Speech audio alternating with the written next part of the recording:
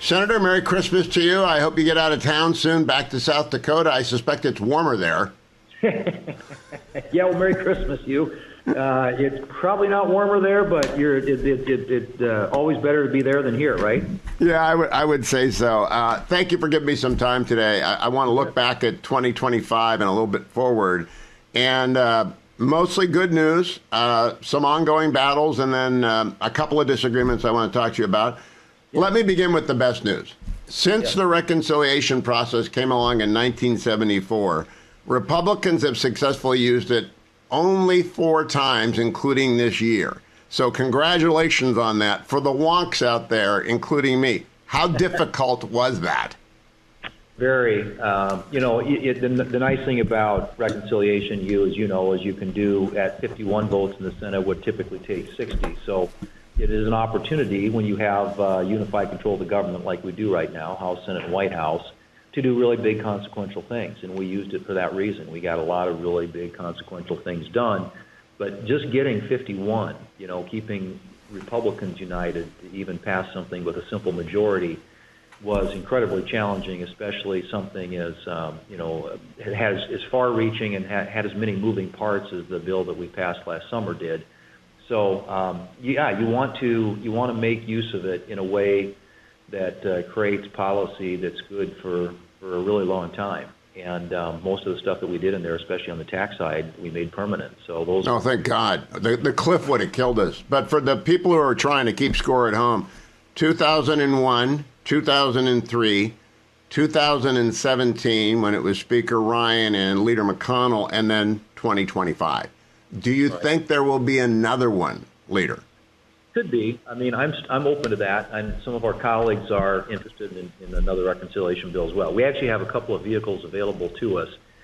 The way the Democrats finished up, they didn't do a budget that last year, so we took their basically shell and legislative vehicle, their budget, and did it. So we actually have 2 that we could still do this next year if we wanted to. And if there's a reason to, if we come together behind some health care proposal that we think we want to make permanent and create more affordable health care, I could see that happening. But I think it's really important that the stuff that we did in this first one, which again, if you look at we kind of categorize it as safe streets, more money in people's pockets, and new opportunities to get ahead for the American people. And on tax stuff, energy stuff, regulatory, the newborn accounts, school choice, child care things that the Democrats have been trying to do for years that we were able to get done in this bill, but only on our terms. And so it was really, really a consequential piece of legislation. And we'll look for other opportunities if things come along in the tax space or in the healthcare space, and we want to do some things that can make policy that will take us in a different direction, particularly on healthcare, to make it more affordable. Then yes, we're open to using it. Well, I want to remind people what would have happened had you not. And reconciliation was very hard this year because the leader Thune had to work with Speaker Johnson, and not only is it 51 votes in the Senate, I mean, it's a close-run thing. Everything in the House is. So you two may have the best working relationship in the years I've been doing this between the House and the Senate. Would you think that will stand up? Yeah, I do. Mike Johnson is terrific in what he does, and he's a character guy, and so I really enjoy working with him. He's got a really hard job, as you point out. I mean, talk about a narrow majority. He has to navigate there. We have a similar situation, but his is even more, I think, complicated, frankly. But so we meet every week. We're meeting later today. We talk regularly. I've talked to him on the phone yesterday, and so it's a really good working relationship, Hugh, and one that is conducive to getting things done. But I can't tell you how hard and challenging and complicated it is with those narrow majorities, just keeping people together, on what are some very complicated and challenging issues. And President Trump's not a shrinking violet. He has opinions. Well, there is that. Yeah. He has opinions. Let me go to the second big deal. And again, this is for wonks. You used the nuclear option, and I applaud. That was a tough thing to decide to do, but you did it, and I'm glad you did it. Again, let's remind people what you had to do. Right. Well, and frankly, that was really hard because, again, you had to get people who were in our conference, we had to do it with 51 votes. We did all with all Republicans, and honestly, we held everybody together, which I think was pretty remarkable. But we did a ton of education and informing, and the idea around how the nominations process historically worked and is supposed to work. And the Democrats had virtually blown it up. I mean, they literally, President Trump's first president in history not to have a single one of his nominees approved by either voice vote or unanimous consent, which is typically, it's the expedited way of getting non-controversial nominees through the process. And the Dems were just forcing us to vote literally on every, not just the top level people, the cabinet level, which we do, but sub-cabinet level and below. And it had to change. We couldn't continue on this pace. The president never would have gotten his people in place. So we came up with a rules change. Some people refer to it as a tactical nuke instead of a strategic nuke. But we did some things that created what frankly had been the practice for a long time in the Senate, and that is on these non-controversial noms, being able to move them quickly in an expedited way. So we're now stacking them. We're going to move a stack later today. There are 97 in this bunch. Oh, wow. Yeah. Well, you, however, have a disagreement with the president, and I am on your side on this, on preserving the legislative filibuster. Have you persuaded him yet that we really don't want to change that? Yeah, well, good luck with persuading him, Hugh. He has a strong view on it, and which I appreciate and I'm sympathetic to because of the obstacles the Democrats throw up against him. I mean, the way that they're playing this, the Trump derangement syndrome is epic and real, and these Democrats are blinded by their hatred of the president, and so they don't want to do anything in any way that works with us to achieve his objectives or his goals or his agenda. And so I understand the president's frustration, but I also know that at least historically, the filibuster and as you know, since its inception, unlimited debate has been a feature of the United States Senate going back to 1789, and then now it takes a supermajority still to this day to do anything here, and I think that makes sense on legislation. It forces collaboration. It gives a voice to the minority, and I think it's protected Republicans and conservatives in this country through the years from a lot of really bad stuff that Democrats would have done if they could have done it at 51 votes. So I know it's controversial, but I think it's something that has protected Republicans more often than any benefit we might get from getting rid of it.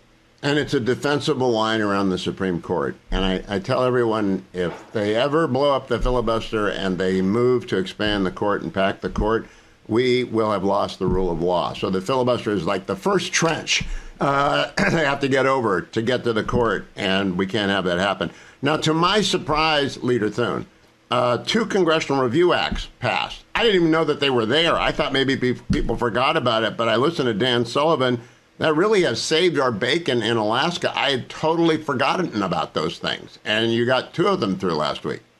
We did, and that makes 24 for the year. And these are rolling back burdensome Biden regulations that in many cases, and as Dan Sullivan points out, there were 70, if you can believe this, 70 Biden regulations that went after the energy industry in the state of Alaska. It was almost like he singled them out. And it was just, had a specific intent of blowing up the state of Alaska. So we've restored some sanity, particularly in the area of energy. But a lot of these Biden-era regulations that needed to go by the wayside, we use the Congressional Review Act, which is a legislative vehicle available to do that.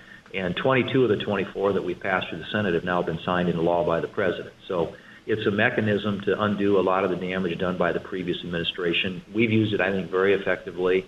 Got rid of the California, the EPA waiver, which would have required that electric, vehicles be 35% of the cars in the country next year, and by 2035, 100%, which is just virtually impossible and crazy. And California had managed to export that policy to 18 other states around the country. So we came up with a fairly creative way of taking that down.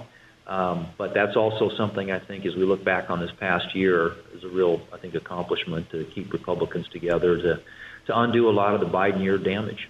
A lot of legislative wins, but sometimes it's also important just not to lose. And you didn't lose. You didn't blink in the shutdown. I don't know if that was ever in doubt, was it? Because you just couldn't blink there, and I'm so glad you didn't.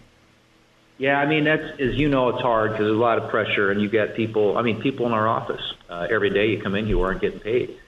And it's, becomes a very personal issue. But what they did was just unprecedented and completely uncalled for. I mean, they got themselves in over their skis, and the left, the far left in this country, was calling the shots. And Chuck Schumer was taking his orders, marched us into this thing. It was totally unnecessary, totally uncalled for, and frankly, unprecedented and historic what they did. And we, for 43 days, endured it. The American people had to endure it. But if we had caved and given in and rewarded that kind of bad behavior, we would just get more of it. You'd see more and more of that. So it was important that we hold the line, but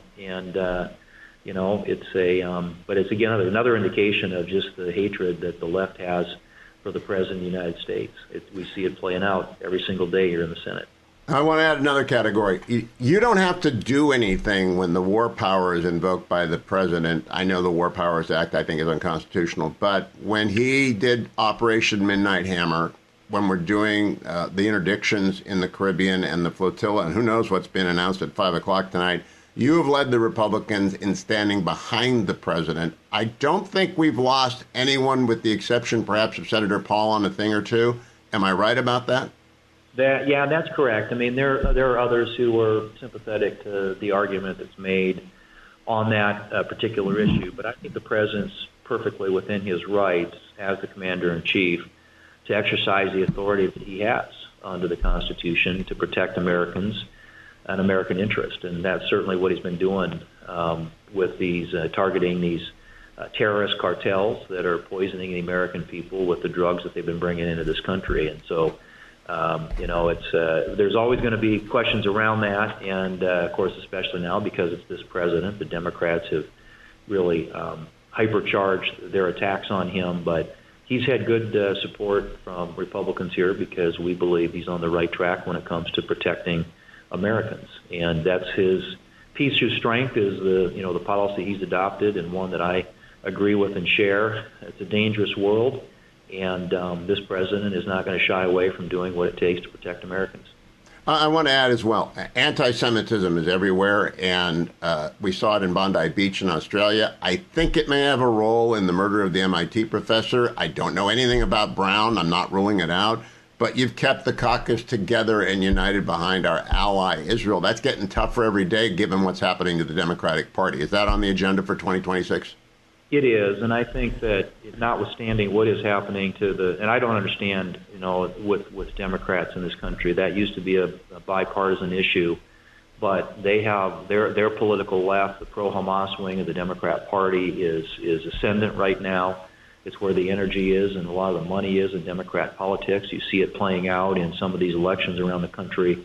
And that's really unfortunate because support for Israel is a time-honored policy of this country and our greatest ally in that part of the world, and an ally with whom we have so much in common on, going back to faith tradition, to the economy, to national security interests, and to democracy. There are just so many reasons why our support for Israel needs to be unequivocal, especially at a time when they are constantly under attack. And so, it's hard to explain where the Dems are, but we will continue here, at least in the Senate, on the Republican side of the aisle, with continuing a very strong message of support and backing it up with actions. Now, later, it's important to realize you not only have to move legislation and get the caucus there, and you have to get stuff done and stop stuff from happening, but it's also important. You got to look ahead. You got to hold the majority, and that means Senator Collins next year, Senator Houston in Ohio, even Senator Sullivan, given their screwy voting system up there. And you've got open seats in North Carolina, Kentucky, and Iowa. The great Mitch McConnell stepping down. Joni Ernst is stepping down. Tom Tillis is stepping down. How do you feel about who you've recruited and how it's going on those three vacancies and our three targets, Senators Collins, Houston, and Sullivan? We feel really good about where those races all are, Hugh. It's a midterm election, and you have correctly, as you always do, diagnosed where the races and where our challenges are and vulnerabilities are around the country. But midterm elections, there's typically you're facing a little bit of a headwind, but these are really strong incumbents. And in the case of Senator Collins, has run against, so many times outperformed Republicans, not only in her state but all over the country. And Hughes is a great new senator from Ohio, really accomplished, hardworking, and I think he's going to be in great shape there, and really important too because of who he's running against. Democrats recruited Sherrod Brown, a far left Democrat, and somebody we need to make sure that doesn't come back to the Senate. So we're going to be working hard on that one. Of course, Ashley Hinson's a great recruit in Iowa. We're really delighted that she stepped up into that race. We hate to lose Joni, but Ashley will be a great replacement. But it's going to take a lot of resources, and clearly we need the president and being out there helping these folks, and then also having a record of accomplishment to run on, which I think they do. And then we've got those states, as you mentioned, we've got some pickup opportunities too, and we're going to be working hard not only to protect and preserve our majority, but hopefully to expand upon it. But that'll take a huge team effort. The president and our incumbents, our challengers, all of our supporters out there and donors working together to keep the team on the field and make sure that we have ability. I haven't forgotten Michigan and Georgia, maybe even Minnesota, but that's for another time. You also have to start recruiting an NRSC chair for the next cycle, don't you? Have you got anyone in mind? Are you talking to people? There are some folks who have an interest in that, and we've got some. Believe it or not, it's a hard job, as you know. You're going out every day, every week, basically, trying to raise resources to support the team, and it takes an enormous amount of time. So, but we get people who are really. I'm so grateful that we got people who really are difference makers here and see that as an important role, and I think we'll have a good person in that spot. Well, let me go to our four. We might wrestle about these. Number one, I think Lincoln Kienholz ought to stay at the Buckeye land and not go into the portal. What do you think? It's a tough call. I think they're taking good care of him there, but he's got a couple years eligibility left, and he's a great talent, and there are a lot of teams that could use him, and so it'll be a hard call for him. But Sayen's had a terrific year, and obviously he's in his first year, so he's going to be there for a while. I keep hearing, interest from other Big Ten teams. I hear some, I was hear Notre Dame rumors and other places, but he's a great talent, Hugh, and I hope that whatever he decides to do, he's going to be a great asset to any team that he's on, and he is to the Buckeyes right now, even though he's not on the field all the time. He's making a big difference there. Season's not over yet, and we're one play away from, we've done that before. What that really is just my way to lead to the NIL statute that's kicking around up there. Will that get done next year? Or anything having to do with college sports, because it's a mess and it's getting worse as we see in Michigan and other places. I agree totally, and I think we need to move because a lot of these conferences that span multiple states, you take a conference like the Big Ten or the SEC, which spans 11 states, and every state in the conference now is passing their own laws to give their schools a competitive advantage over the other schools in the conference. And so there needs to be a sort of a federal framework, if you will, and I think we're going to need some rules around it, some transparency around it, a uniform standard contract that athletes and parents and schools and agents and everybody knows what the deal is. I think there's an interest in doing some caps, kind of like what they do with the NFL on how much a team can spend on NIL, et cetera. Some good ideas kicking around. The challenge we have, especially in the Senate, is the Democrats in the Senate, as you would expect, all are interested in unionizing the athletes. They want to create an employee relationship between the schools and the student athletes. And we believe, and I think you listen to any school, in particular look at a state like South Dakota where we've got mid-major Division I and Division II schools, the Olympic sports and Title IX sports are the ones that will pay the price if we move to that kind of a unionization system. So we've got to get some Dems who are willing to work with us on reforms that don't involve unionizing the athletes. I hope the college presidents come with you. Now, my penultimate issue. There are 40 vacancies at the district court level. I know senators love those blue slips. But if we keep that rule or don't at least reform it to you get a compromise for a year, but in the second year we're going to do jam downs. California and New York, there will never be another trial court judge who's even center-right, much less conservative. Is there any way to fix that system? I know senators love it, but it's just bad for the country. Yeah, it is. That's a challenging one, Hugh, because honestly, I would say that issue, senators are probably there's more of an intense feeling about preserving the blue slip maybe even than there is the filibuster, just because for the reasons you mentioned. If you represent, for example, like state of Missouri, there were 4 judges that were up under Biden that our members used blue slips to block in Biden's last year. And as soon as Trump came in, he filled them with his nominees. And so it is blue state, red state. The argument on district judges, as you know, has always been that they're specific to a state, and state senators ought to have some input into the decision-making process about who those positions are. Mike Rounds and I actually, under Biden, were able to get a judge in that we had been working, trying to get. We haven't had if you can believe this, in South Dakota, we hadn't had a Republican-appointed judge in our state going back to Reagan. And so there were 2 vacancies. They wanted 1 Dem. We gave them a Dem. We got a Republican person into that position in South Dakota. So there are examples of how that process, I think, works to our advantage, and that's what most senators hang on to when it comes to a discussion about the blue slip. But I understand. And I hope you get together with Democrats, because it means big states like California and New York, in which there's a lot of litigation, will never get normal judges. And I don't even conservatives, just normal, civil, talented guys and gals who know how to run a courtroom, and it's a nightmare out there. Let me finish with this, Senator, because I know you got to go. The affordability crisis is real. My kids' generations can't buy houses. And I know one of the reasons is people of my generation are stuck in houses because of capital gains until one of the spouses dies. They literally, if you've had a house for 30 years in one of the coastal states, you can't sell it or you get smacked with a tax bill you couldn't believe.